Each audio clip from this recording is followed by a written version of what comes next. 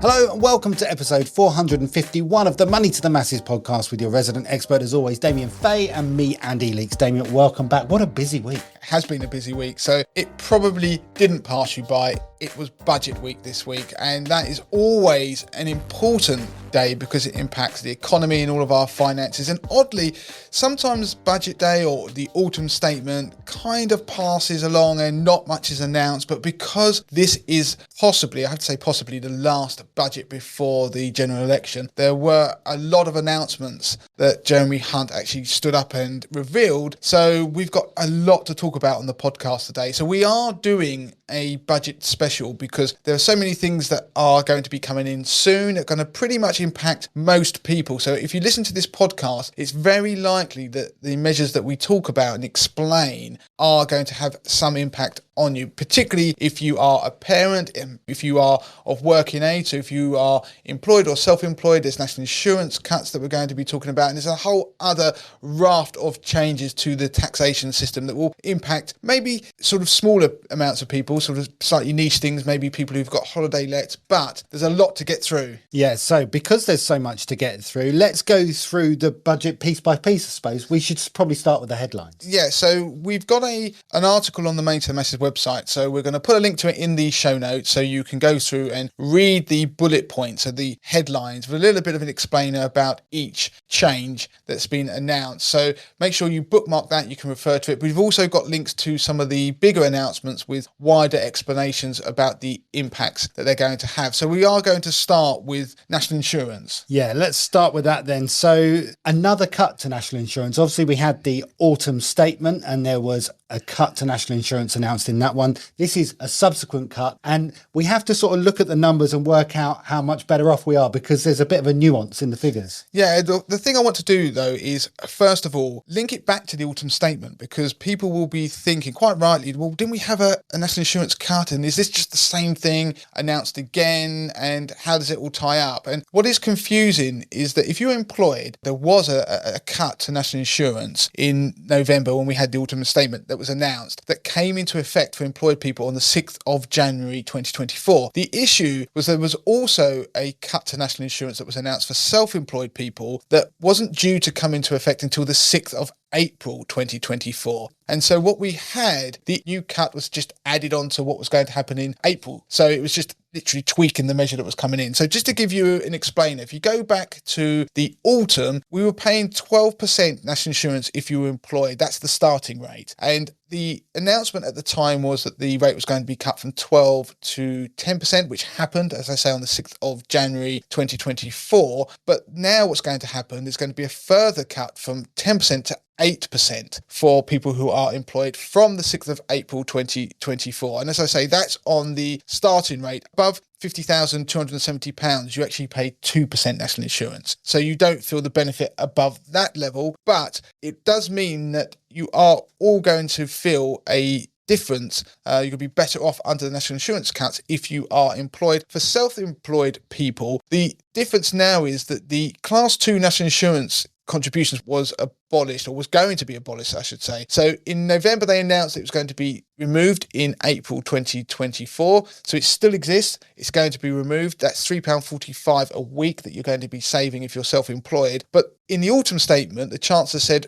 that the rate of Class 4 national insurance contributions that the self-employed pay was going to be going from 9% to 8%. It's now going to be going from 9% to 6% from the 6th of April 2024. So there are some big changes. Now, we'll put a link to an explainer in the notes of this show to give you a table showing you how much better off you're likely to be under these new measures. But just to briefly summarise, if you are employed, then if you earn £20,000 after the 6th of April this year, you will be better off a month, roughly about £25 compared to the autumn. So don't forget, there has been the cut to national insurance already in January, the further cut we're getting in April 2024. In total, it will mean you're about £25 a month better off now compared to the autumn. If you earn £35,000 a year, which is broadly near the national average, you're going to be about £75 better off a month. I am rounding these numbers slightly just to make them easier to remember.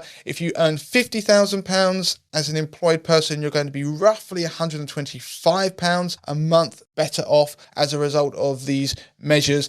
And if you earn any more than that, then broadly it's going to be exactly the same because of that flat rate of national insurance that I've mentioned that is 2% at the level above about £50,000. So your most you're going to really save is about £125 a month as a result of these measures, which is sizable. Now, if I move on to self-employed, yes, we've got the abolition of the Class 2 national insurance contributions, but also we've got that reduction in Class 4 national insurance contributions. Now, again, bear in mind that above the profits threshold of about £50,000, it's £50,270, you again attract a 2% flat rate. So there is a cap on how much you can save in total, so a maximum really. Once you start earning above £50,000, the amount you're going to be better off doesn't increase the more profit you make. So giving you some numbers, if you have annual profit before tax around £20,000, then you're going to be in total £33 roughly better off a month come April 2024. If you earn £35,000 annual profit, then you're going to be about £71 better off a month after April, and then going up to £50,000, it's going to be around about £109 a month better off, and that's about where the maximum saving lies. So you can see there that there has been a significant cut, and if you look at the numbers, one thing you can point out is that the tax thresholds remained the same. So I've talked about it in the past. If you go to episodes 438 of the Made to Massive podcast, I did a whole piece about the stealth taxation. So you end up getting this thing called bracket creep. Effectively, because wages go up and because of inflation effectively, which partly drives that, if they don't move the personal allowance thresholds, it means more of your money moves into higher tax brackets. So you end up having to pay more tax. And that is something that we pointed out in the past, and it tends to hinder or penalise the people on lower wages. And so AJ Bell looked at some numbers and crunched them and discovered what would have been the impact had instead the Chancellor kept national insurance contributions the same for employed people at 12%, hadn't done the cuts, and instead moved the tax brackets in line with inflation. Who would be better off and worse off? And the answer is that if they had instead moved the tax brackets and kept national insurance the same, so hadn't done the cuts, so they'd instead moved tax brackets, then the lowest earners and the highest earners actually would have been better off. So the people in the middle band of earners, and I'll give you the numbers for what I mean by middle band in a second, they would have been or are better off under the national insurance cuts rather than the tax band changes. So putting some numbers to that, if you earn £15,000, then AJ Bell claim that you will be about £388 worse off a year as a result of the national insurance cuts compared to if the Chancellor had instead moved the tax brackets up in line with inflation. Now, if you earn £25,000, you would have been £30 a year worse off under the national insurance contribution cuts, or you will be, I should say. And it's the middle part. So if you earn between £30,000 to just over £50,000, you are better off under the national insurance cuts. And once you earn £50,000, you're almost better off by £1,000 a year under national insurance cuts that have been announced rather than moving the tax brackets. And of course, if you earn above £75,000, then you are worse off to the tune of about £1,100 under the national insurance cuts. And as you go up, because of the way national insurance is calculated, that remains the same. So if you earn £100,000 a year, you are still only going to be £1,100 roughly worse off. You would have been better off if the tax brackets had been increased in line with inflation, obviously, because you'd have paid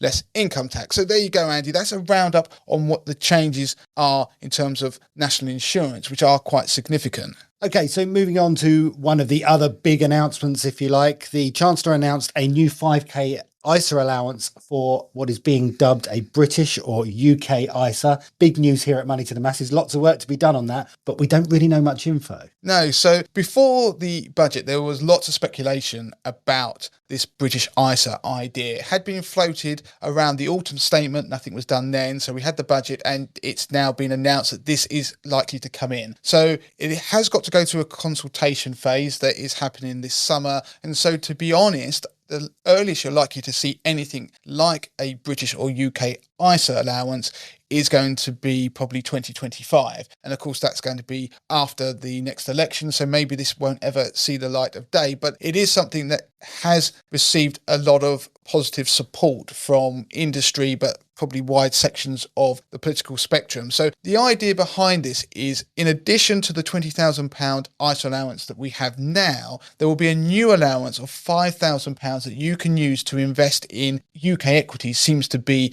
what the documentation is suggesting at the moment. Now, you've got to realise this is likely to change because they've got to go and look at how this could be administered, speak to the industry. And so you could, in theory, invest £5,000 in shares from the UK or maybe UK equity funds, and the idea being that that's going to help support the UK economy. Now, we do see similar ideas and systems used in other countries around the world which do promote the investment in domestic companies. So we see it in places like Australia. So this idea of a £5,000 ISA allowance is obviously going to be attractive to people who already use their £20,000 ISA allowance to the full. If you are a couple, for example, so let's say you are married and you and your partner both use your £20,000 ISA allowance, this could mean that in theory you could put £50,000 away each tax year into an ISA, and that is very attractive. So in the long run, maybe we'll see more ISA millionaires. Now, it talks about UK focused investments. What does that actually mean? We'll have to find out. Presumably it will be things like UK shares. I can't see how it won't include UK bonds or something like that, because effectively you will start to stipulate that people will have to invest in equities, and that is obviously something that's very risk dependent. And I can't see that it won't. Maybe it will just be UK equities, who knows? Is it going to include equity funds? And of course, if it does, then that's going to have to be reconciled with the fact that some of these funds do still hold some assets outside the UK within them, even if it's only small amounts. So there's a lot of work to be done. I think it's interesting. I think it's something that we're going to likely see regardless of what happens at the next election, because I think there's a lot of appetite for it. And I read somewhere, and I assume this is true, that we wouldn't have been able to do this if we'd still been part of the EU. That might not be true, but it does seem like something that is pushing on a very pro-British UK agenda. There is also apparently going to be a new savings bond from National Savings and Investments. There is a British savings bond of some kind. Now, the details, again, aren't particularly full at the moment, but it's going to be a product that's going to have a fixed term around it. If you think about something like the green bonds that they had, the green savings bonds, I'm guessing it's going to follow something like that. Those savings bonds, money was spent in a green way, so green initiatives. Presumably, if there's going to be a UK savings bond of some kind, then it's going to be probably used exclusively for projects related to the UK. Who knows? I'm speculating. But for me, the only thing that will determine whether it's a success is going to be the interest rate. Unless it's above 5% when they launch it, then I'm not sure there's going to be much appetite, because don't forget, when they launched the green savings bonds, they pretty much flopped. They weren't lapped up as much as you remember the recent 1 year savings bond that was launched that, well, it sold out. It caused such a flood of money because the interest rate was so good. So an interesting idea, something for savers and something for investors. Some people have questioned whether this UK ISA will drive as much money into UK assets on the basis that people with diversified portfolios that fill up their ISA each year, that have already got a decent holding in UK companies, they would just move their UK assets from their existing ISA into this ISA, so they're not actually increasing their UK allocation, but then just filling up their extra 5,000 in their standard ISA with anything from anywhere. Yeah, and I think it's a good point. What you're getting at is, if you use your ISA allowance of £20,000 plus another 5,000, well, that means 1/5 of your ISA allowance, you could put all of the UK exposure that you want in that bit, and all the rest of your normal ISA allowance would be invested in overseas stocks, for example. And so that, I think, will happen. I think you've got to realise that people are very shrewd and they will use the system to be able to boost their exposure as they want. It's really about the tax savings. It's about the tax regime that happened around an investment that does unfortunately attract a lot of people. Now, just to throw it out there, I mentioned this on an 80/20 investor newsletter recently, where I speculate about whether this was going to happen and whether it would actually drive interest. If you look at the return on the FTSE 100 over the last 10 years, you would be sitting on a 60% profit, 65% profit if you'd invested money 10 years ago and let it grow in the FTSE 100 index tracker. If you'd put it in the S&P 500 tracker, you'd be sitting on a 311% profit. It'd been in a NASDAQ 100 tracker, you'd be on a 617% profit. And if you just picked a general MSCI All Countries World Index, so a global index tracker, you'd be sitting on almost 200% profit. So you can see the attraction of investing in UK equities isn't really there for UK investors as such. So maybe this will help drive up some of those returns and start to bring up the laggard that's been the FTSE 100 and other UK indices over the last decade or more. So something of interest, but I don't think people are necessarily going to be excited about the idea of UK investments. They're probably more excited about the fact they can get more of their money inside an ISA wrapper. Interesting stuff. So let's talk about the tax changes that were announced for the non-UK domiciled individuals. So I'm not going to get into the details of this because they are slightly confusing, and actually they only impact about 68,000 people a year. So it's not huge numbers, and there may be some people in the podcast who are impacted by this, but under the current tax regime, it is possible for people to be living in the UK but not paying income tax or capital gains tax on their income or gains that are generated outside of the UK. And so they would only be taxed if they remitted that or brought that into the UK. And so that has obviously caused political uproar, because one of the people who has been highlighted that has benefited from this in the past is obviously Rishi Sunak's wife, and it was claimed by the BBC that she was benefiting from her non-dom status to the tune of about £2 million a year. So that was how much less tax she was paying as a result of it. So the non-dom status describes a UK resident whose primary home or domicile is outside of the UK. Now, it actually refers to a tax status. It's not in relation to nationality, citizenship, or resident status, but they can all influence it. So I'm not going to get into the details, but what happens is that it means you can live in this country for quite a long time and not have to pay tax on anything you generate abroad. And also, you don't have to pay inheritance tax either on these assets that are abroad. Now, there are time periods where this can change, and there are certain rules that mean you have to pay something. So, for example, you can be deemed domiciled after 15 years, and therefore these things do start to be taxed. I'm not going to get into the details on that. What's been announced is they're going to get rid of the current regime of how non-doms are treated. So essentially, that 15-year rule is going to be moved down to a 4-year rule. And so it's going to mean that from 2025 to 2026, anyone who's been a tax resident in the UK for more than 4 years will pay tax on their foreign income and gains. So that's quite significant. And you will ultimately be paying it the same as other UK residents. And it will be introduced, as I say, 2025 to 26. And for the first year of the new regime, there will be an initial temporary 50% exemption for the taxation of foreign income. So there are going to be transitional arrangements that you're going to have to bear in mind. It doesn't impact most people, but it's something that politically they've announced, because obviously it was something that was being used to beat Rishi Sunak with. And you have to, obviously, maybe I'm being a cynic, but if he can't benefit from the rules anymore, then why should anybody else? And I'm not being political. It's just an observation that this is something that's happened. Now, there are other tax rule changes on there that will probably impact more people who listen to the podcast. Capital gains tax on property is changing. So at the moment, if you sell a residential property that isn't your main residence, so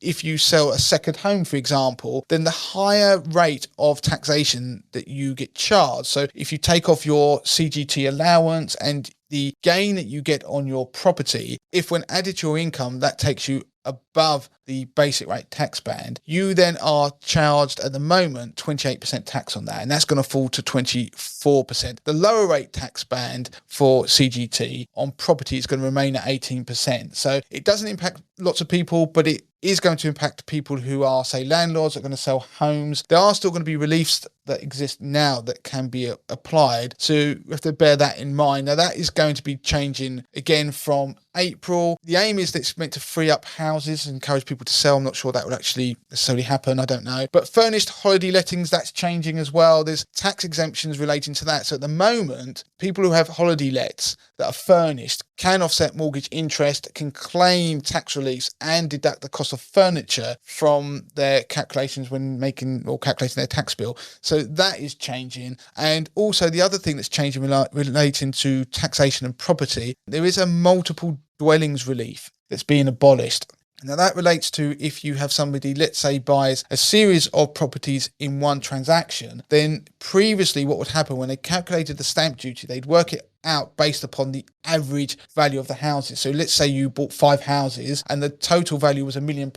They would work out the stamp duty based on an average value of property of £200,000. So it can reduce your tax bill. Now they're going to work out the stamp duty on the total transaction value, which is obviously significantly different. So that's going to be something for new landlords who go and buy multiple properties in one transaction that are going to be impacted. And that's changing from June. So let's move on to another fairly big announcement in terms of child benefit. So there's been a bit of reform, and the qualification rules and criteria, the goalposts have moved, much to people's delight, because people have been annoyed about this for a while. Yeah, since from the start. Now, you will see people out there who are newspapers or well-known people who are experts on money claiming that they have secured a great victory for parents. But since the child benefit rules were introduced, everybody has claimed that they are unfair because of the way they are applied. So at the moment, if you claim child benefit, then when one of you or your partner earn more than £50,000, you currently start to lose some of that child benefit. It's tapered. So if one of you earns more than £50,000, what will happen is you start to lose it until the point where you're earning over £60,000. You will actually not